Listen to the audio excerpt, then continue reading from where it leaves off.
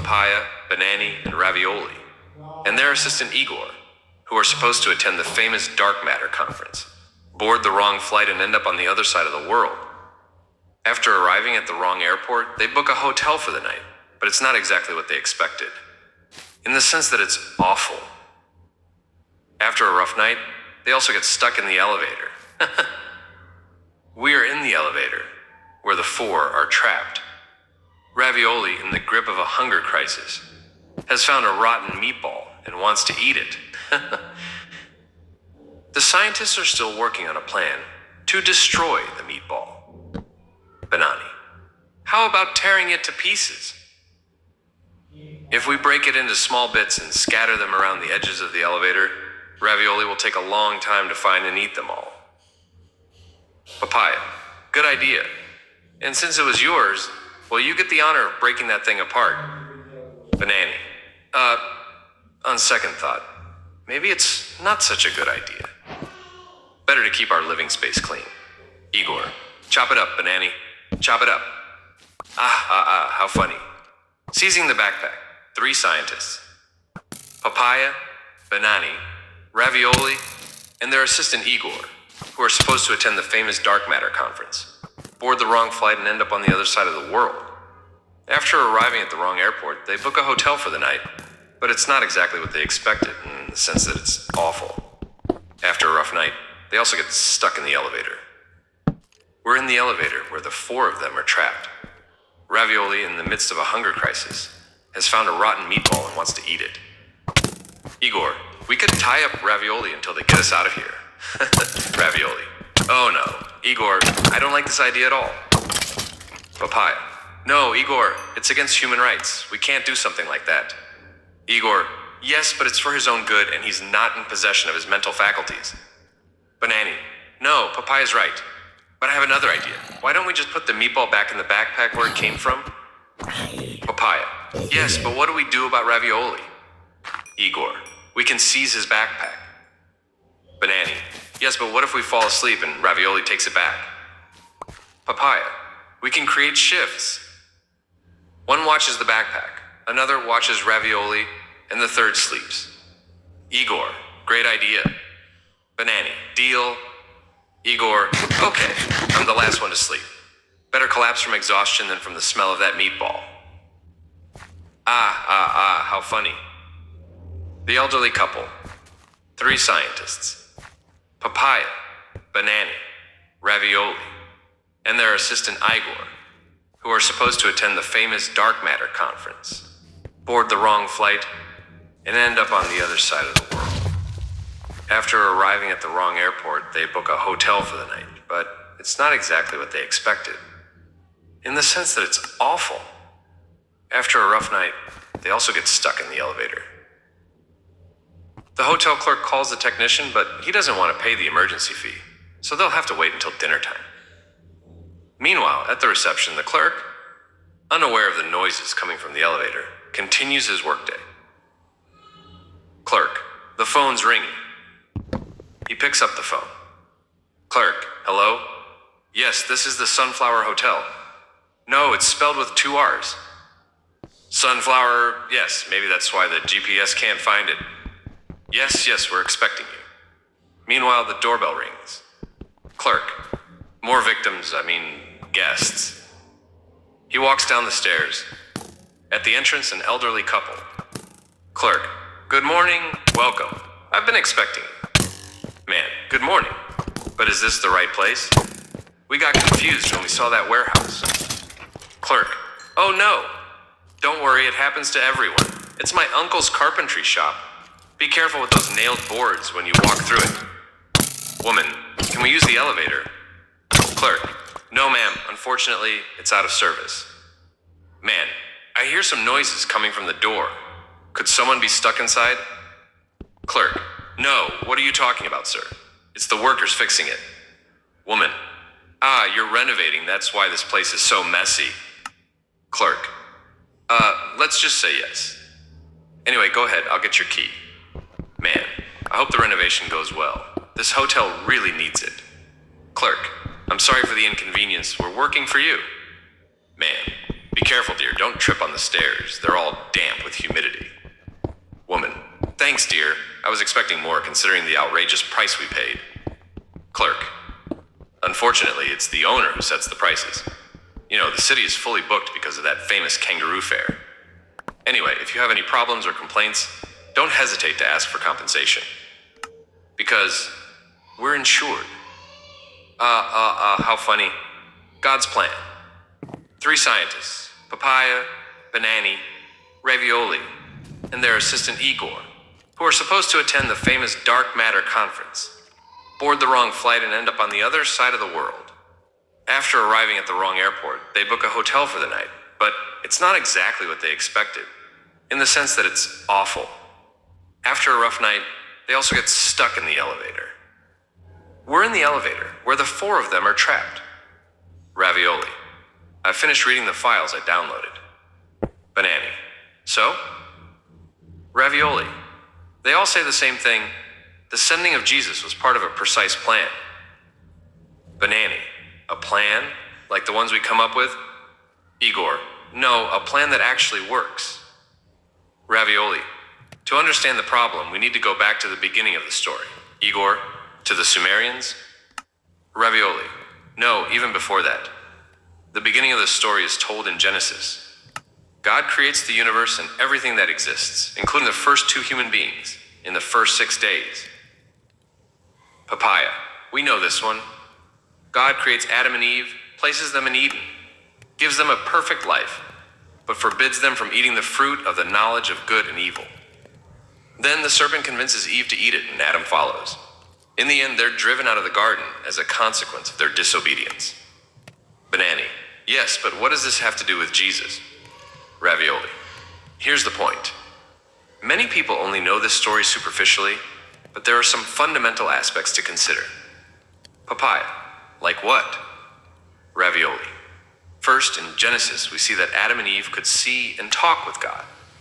In Genesis 3:3, Eve recounts God's words. In Genesis 3:8, they hear God walking in the garden and hide. Banani.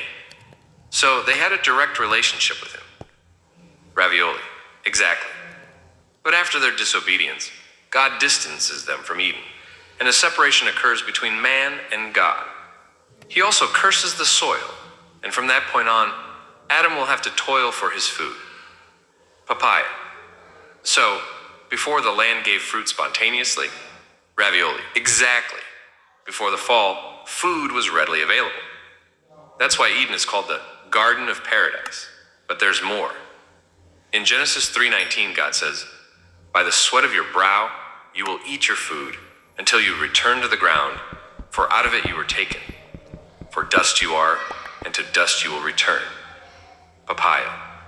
Right. God created Adam from the dust. Ravioli. And now he decrees that he will return to dust. Banani. So, he's talking about death? Ravioli. Exactly. This shows us that God's original plan was for man to live forever. But because of Adam's disobedience, death entered the world. Igor. I see.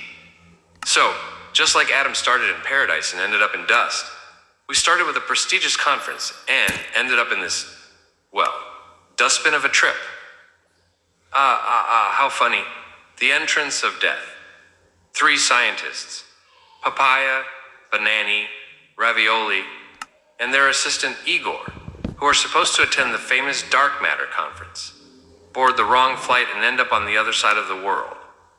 After arriving at the wrong airport, they book a hotel for the night, but it's not exactly what they expected, in the sense that it's awful. After a rough night, they also get stuck in the elevator. We're in the elevator, where the 4 of them are trapped. The discussion continues. Papaia. So, if Adam hadn't sinned, there wouldn't have been death? Banani. Does that mean God didn't want man to die? Ravioli. Exactly. Death is the consequence of sin. We also see this in Genesis 3:21, when God gives Adam and Eve tunics made of animal skin. Banani. So before that, even animals didn't die? Ravioli. Exactly. Death entered the world only after Adam's sin. Banani. And plants?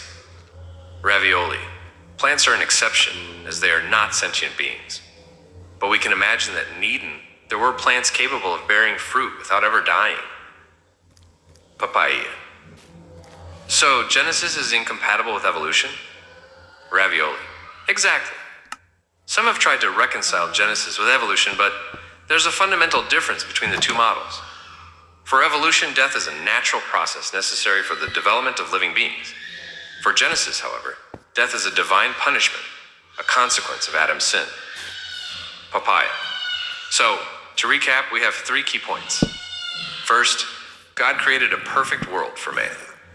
Second, in that world, there was neither death nor sin, and because of this, man could have a direct relationship with God, speaking with him face to face. Third, because of Adam's sin, evil and death entered the world. Now the earth is cursed, filled with suffering and death, and man has lost his relationship with God, remaining separated from him. Ravioli. Exactly. Paul talks about this separation in Romans 3:23, where he says, "For all have sinned and fall short of the glory of God." Papaia. So when Paul talks about the glory of God, he's referring to this distance between man and God. Man can no longer see him or be in his presence. Ravioli. Exactly. Igor. My sin was following these 3. My punishment, not being able to stop doing it. How funny. Banani's plan. 3 scientists, Papaia, Banani, Ravioli, and their assistant Igor, who are supposed to attend the famous dark matter conference, board the wrong flight and end up on the other side of the world. After arriving at the wrong airport, they book a hotel for the night. But it's not exactly what they expected, in the sense that it's awful. After a rough night, they also get stuck in the elevator. We're in the elevator where the 4 of them are trapped. Banani, with a determined look, stands up and heads towards the elevator door. Banani, I have a plan. It may seem complicated, but we need to try it. Papaia, whatever it is, we need to get out of here. Banani, position yourselves in front of the door. Ravioli, let's do it. Banani. So the plan is based on the theory of quantum relativity applied to elevator door closure systems. Our idea is to alter the electromagnetic field of the door with a modulation of precise frequencies, using the superposition of quantum fields to deactivate the locking mechanisms. Igor, yes, but practically, what do we have to do? Banani, push. The 4 scientists start pushing with all their might. While the 3 of them struggle and sweat, Banani is focused on the complicated plan he explained. Banani, I don't see any change. This plan doesn't seem to be working. Papaia, maybe you should push too. Banani, brilliant Papaia. How did I not think of that? Banani begins pushing with the others, but the result doesn't change. After many attempts, they lose strength and give up. Igor, I also remember something from my physics lessons. And I can confirm that according to the quantum string theory in the electrostatic vacuum, we're doomed. How funny. Thank you for watching.